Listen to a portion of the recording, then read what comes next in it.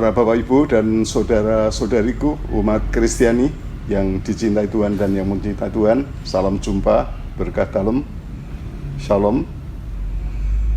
Saya Romo Antonius Wadi dari Gereja Kristus Raja Bajiro ingin mengajak Bapak Ibu dan saudara-saudara sekalian untuk menghadap Tuhan, kita merenungkan sabdanya dan nanti kita mohon berkatnya. Kita awali dengan membuat tanda salib. Dalam nama Bapa dan Putra dan Roh Kudus. Amin. Tuhan sertamu dan sertamu juga.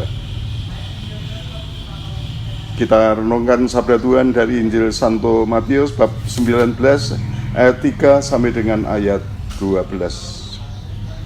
Kita fokus pada ayat 3 sampai 6 dan ayat 11 serta 12. Maka datanglah orang-orang Farisi kepadanya untuk mencobai dia. Mereka bertanya, apakah diperbolehkan orang menceraikan istrinya dengan alasan apa saja? Jawab Yesus, tidakkah kamu baca bahwa Ia yang menciptakan manusia sejak semula menjadikan mereka laki-laki dan perempuan?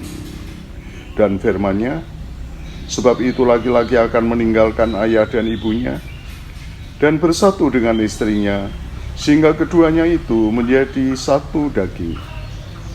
Demikianlah mereka bukan lagi dua, melainkan satu.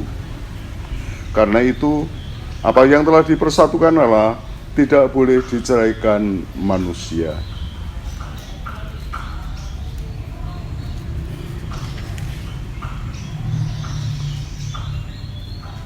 Akan tetapi Ia berkata kepada mereka, tidak semua orang dapat mengerti perkataan itu, hanya mereka yang dikaruniai saja. Ada orang yang tidak dapat kawin karena ia memang lahir demikian dari rahim ibunya, dan ada orang yang dijadikan demikian oleh orang lain, dan ada orang yang membuat dirinya demikian karena kemauannya sendiri, oleh karena kerajaan surga. Siapa yang dapat mengerti, hendaklah ia mengerti. Demikianlah Injil Tuhan. Terpujilah Kristus. Ya, para Bapak Ibu dan saudara yang dikasihi Tuhan, ya, kenyataan hidup ialah bahwa kita diciptakan Tuhan sebagai pria dan wanita. Dan saya kira ini suatu karunia khusus bagi kita, ya. Ada pria, ada wanita, dan kita merasa betapa kebersamaan antara pria dan wanita itu menjadikan hidup kita indah. Ya, ada kerjasama, ada hubungan kasih, ada persahabatan, bahkan ada yang dipersatukan sebagai pasangan hidup, sebagai suami dan istri. Ya, kita boleh menikmati kebersamaan di mana banyak hal boleh kita alami bersama-sama.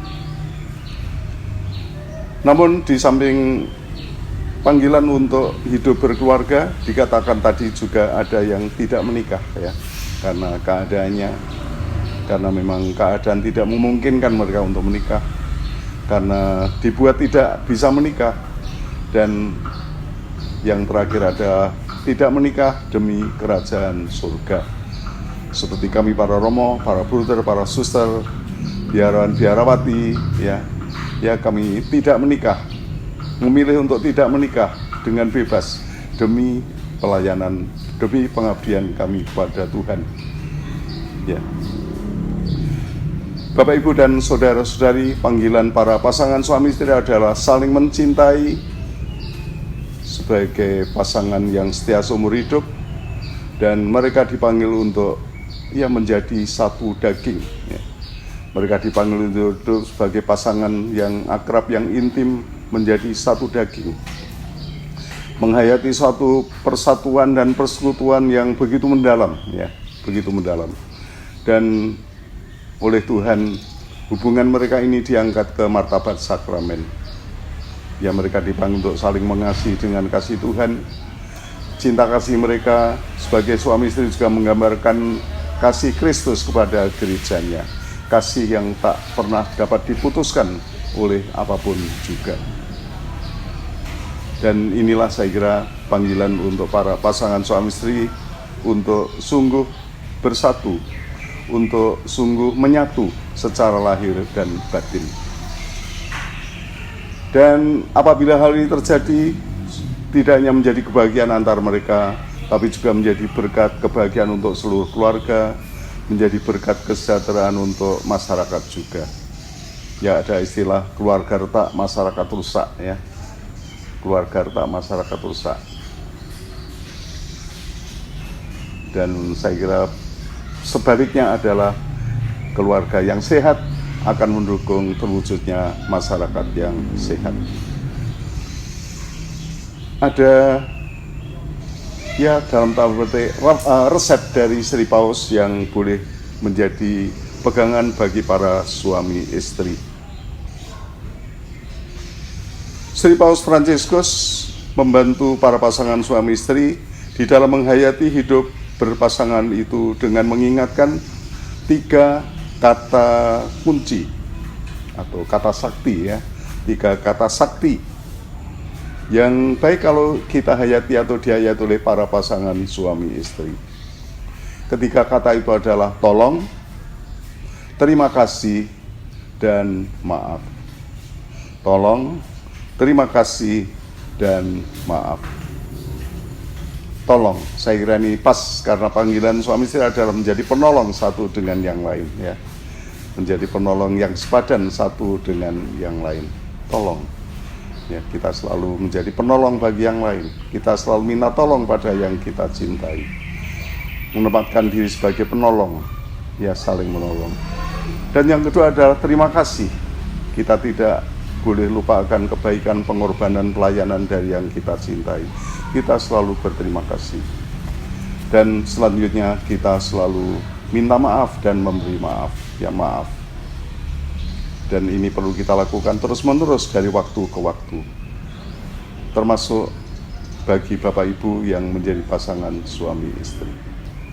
Ya, saya yakin dengan ketiga kata sakti itu, tolong, terima kasih, dan maaf, ya, kita akan sangat terbantu.